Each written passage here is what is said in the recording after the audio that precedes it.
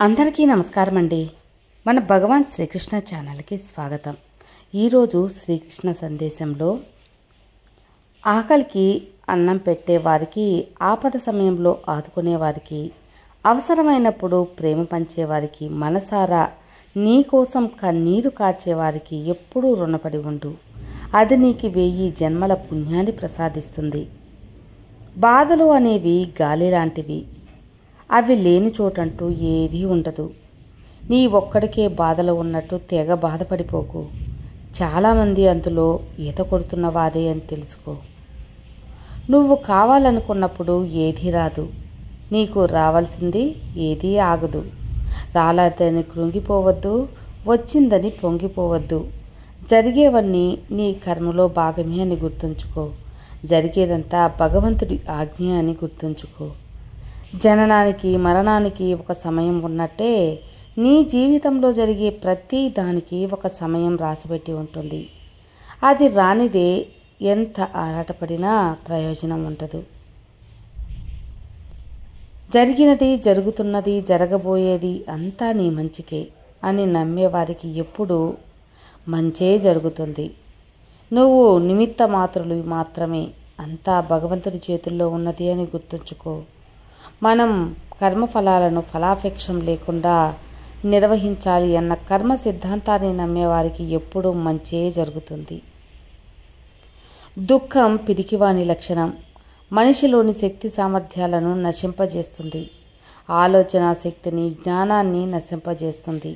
దుఃఖాన్ని జయించినవాడు తప్పకుండా గెలిచే తీరుతాడు. చేయడానికి ఒక పని, ప్రేమించడానికి ఒక వ్యక్తి, జీవించడానికి ఒక లక్ష్యం, ఆశ, ఈ 3 ఉన్నవారు నిత్యం సంతోషంగానే ఉంటారు. ఒకరు చెడ్డ చేసినంత మాత్రాన నువ్వు వారికి చెడ్డ చేయవలసిన అవసరం లేదు. వాళ్ళే చెడిపోతారు. కొలంలో నీటి ప్రశాంతతను రాయి తాత్కాలికంగా చెడగొట్టినా కాసేపు తర్వాత నీరు తేరుకొని నిర్మలంగా ఉంటుంది.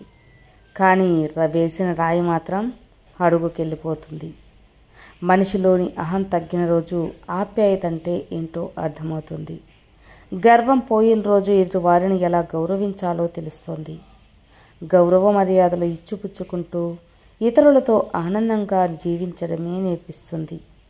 నేనేంటి, నాకేంటి అనుకుంటే చివరికి ఒక్కడిగా మిగిలిపోవలసింది. శత్రువునైనా క్షమించే మంచితనం నీలో ఉండటం మంచిదే. కానీ క్షమించాం కదా అని మారిపోయి ఉంటారు అని మళ్ళీ చేరదీసి మోసపోకూడదు. ఎలాంటి వారినైనా సరే ఎక్కడ ఉంచాలో అక్కడే ఉంచు. ఎందుకంటే దుష్టబుద్ధి గలవాడు నువ్వు చేసిన మేలు మర్చిపోయి నీకు కీడు చేయటానికి ప్రయత్నిస్తూ ఉంటాడు. అందుకే పాత్ర ఎగిరిన దానం, క్షేత్రం ఎగిరిన యాత్ర అని మన పెద్దవాళ్ళు ఒక సామెత చెప్పారు కదా. బయట ప్రపంచాన్ని మన కళ్ళతో చూస్తున్నాం, చర్మంతో తాగుతున్నాం, చెవులతో వింటున్నాం, నాలుకతో రుచి చూస్తున్నాం, వాసనలో ముక్కుతో చూస్తున్నాం. ఈ 5 వలన బయట ప్రపంచం మనలోకి వెళ్తూ ఉంది. కానీ ఈ 5 ఇంద్రియములు జడములు. వీటి వెనుక మనం ఉన్నది నడిపిస్తూ ఉన్నది. మరణించిన తర్వాత కూడా ఈ ఇంద్రియములు ఉంటాయి. కానీ అవి ఆయా పనులు చేయలేవు, అంతే. కాబట్టి బయట ఉన్న బాహ్య ప్రపంచమంతా మన యొక్క సృష్టి. మనం చేసే పనులన్నీ ఆత్మ సాక్షిభూతకంగా ఉండటం చూసుకోవటం చాలా మంచిది. ఎవరన్నా ఏమైనా చెబితే వెంటనే అది జ్ఞానం అని నమ్మేయవద్దు. ఎందుకంటే జ్ఞానం అంటే అజ్ఞానం వేగంగా ప్రచారం అవుతుంది. ఈ విషయం గీతలో శ్రీకృష్ణుడు ఎప్పుడో చెప్పాడు.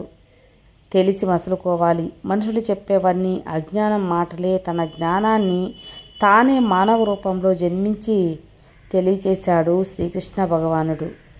ఆయన మళ్ళీ జన్మించి తెలియచేస్తూనే ఉంటాడు. మనం ఆయనను గుర్తించండి. భగవద్గీతలో తనను గుర్తించే విధానం కూడా చెప్పాడు శ్రీకృష్ణుడు. భగవద్గీత చదవటం శ్రీకృష్ణ పరమాత్మను గుర్తించాలి. ప్రతి మనిషి జీవితంలో కొన్ని సందర్భాలలో క్లిష్టమైన పరిస్థితులు ఎదుర్కోవలసి ఉంటుంది. బ్రతుకు కొంచెం భారంగా ఉంటుంది. ఏమీ చేయలేని పరిస్థితి రావచ్చు. అలాంటి సమయంలో మనం వెతకవలసింది సాయం చేసే చేతుల కోసం కాదు, మనసు పొరల్లో నిక్షిప్తమై ఉన్న శక్తి కోసం. ఆ శక్తి పేరు ఆత్మవిశ్వాసం. ఆత్మవిశ్వాసంతో ముందుకెళ్తే క్లిష్ట పరిస్థితులను కూడా ఎదుర్కొని బయటపడచ్చు. ఎప్పుడైతే ఆత్మవిశ్వాసం కోల్పోతామో అప్పుడే జీవితాన్ని కోల్పోతాము. ఒకరు నీకు చెడు చేసినంత మాత్రాన నువ్వు వారికి చెడు చేయనవసరం లేదు. వాళ్ళే చెడిపోతారు. ఆకలితో ఉన్నవారికి అన్నం పెడితే ప్రపంచంలో ఉన్న అన్ని దేవాలయాలను దర్శించినంత పుణ్యం కలుగుతుంది. దుఃఖం కలిగినప్పుడు దిగులు చెందినవాడు, సుఖం కలిగినప్పుడు స్నేహం కోల్పోనివాడు, రాగము, క్రోధము, భయము లేని స్థిత ప్రజ్ఞుడని చెప్పవచ్చు.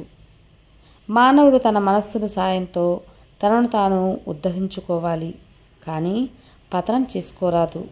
మనసు బద్ధజీవునికి మిత్రుడు, అట్లే శత్రువును కూడా అయి ఉంటాడు.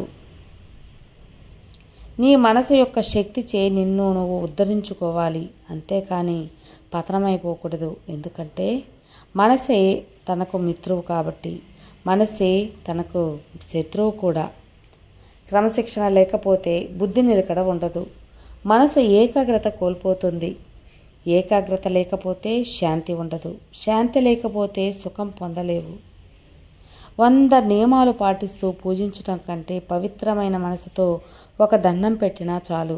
నిజంగా భగవంతుడు సంతోషిస్తాడు. నేను నీ రాబోయే కష్టాన్ని ఆపను, కానీ నీవు దానిని సులువుగా దాటడానికి శక్తి ఇస్తాను. నీ దారిని సరళంగా చేస్తాను. కేవలం నీవు ధర్మ మార్గంలో సాగుతూ ఉండాలంతే. ఇదే శ్రీకృష్ణుడి సందేశం. ప్రయత్నం అనేది ఎప్పటికీ వృధా కాదు. వైఫల్యం శాశ్వతంగా ఉండదు. కొన్నిసార్లు చిన్న ప్రయత్నం కూడా నిన్ను ఉన్నత స్థానానికి తీసుకువెళ్తుంది. కోపం మనసులో కాదు, మాటలో మాత్రమే ఉండాలి. ప్రేమ అనేది మాటలో కాదు, మనసులో ఉండాలి. కష్టం ఎప్పుడూ ఉండదు, సంతోషం రాకమానదు. అన్నీ వచ్చే వరకు కష్టాలను ఓర్చుకోవాలి. సంతోషం నిన్ను అప్పుడే వెతుక్కుంటూ ఉంటుంది. ఒకరి అదృష్టాన్ని ఎక్కువ చేసి చూడకూడదు, ఇంకొకరి దురదృష్టాన్ని తక్కువ చేసి చూడకూడదు. ఎందుకంటే ఎవరి తలరాత ఎప్పుడు ఎలా మారుతుందో చెప్పలేం కదా. దేవుడు పులికి విందు కోసం మాత్రమే జింకను పుట్టించి ఉంటే జింకకు వేగంగా పరిగెత్తే కాళ్ళను ఇచ్చి ఉండడు. కాబట్టి ఈ యొక్క జింక మూలంగా మనం తెలుసుకోవాల్సింది, సమస్యలు ఇచ్చిన భగవంతుడే పరిష్కారాన్ని కూడా తప్పకుండా ఇస్తాడు అని. దేనిని కూడా చూసి భయపడవద్దు అని.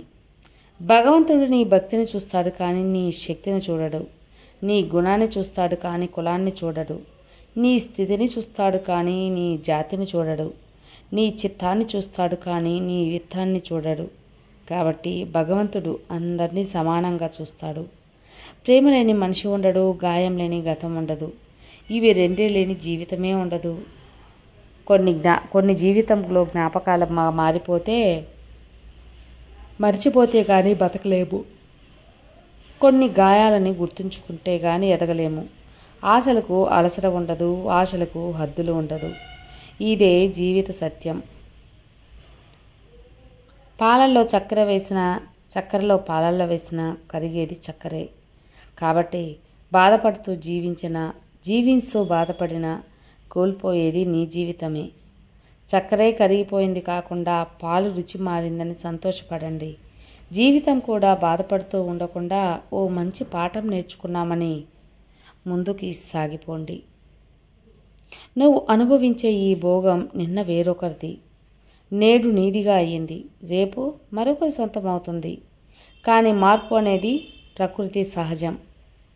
ఎవరు ఎంత హేళన చేసినా నీవు తొందరపడకూడదు. హేళన చేసిన వారితోనే సలాం కొట్టించుకునే సత్తా ఒక్క కాలం మాత్రమే ఇస్తుంది. ఆ కాలం నీకు అనుకూలంగా రావడానికి ఓర్పుతో ఉండు. నీ ఓర్పు తప్పక ప్రపంచానికి నిన్ను తెలియపరుస్తుంది. విన్నారు కదా అండి. ఈ శ్రీకృష్ణ సందేశాలు మీకు నచ్చుంటాయి అనుకుంటున్నాను. నచ్చితే లైక్ చేయండి, మరి కొంతమందికి షేర్ చేయండి. కొత్తగా మన ఛానల్ చూస్తే సబ్స్క్రైబ్ చేసుకోండి. మరో మంచి వీడియోతో మళ్ళీ కలుద్దాం. అంతవరకు సర్వే జన సుఖినో భవంతు. జై శ్రీకృష్ణ.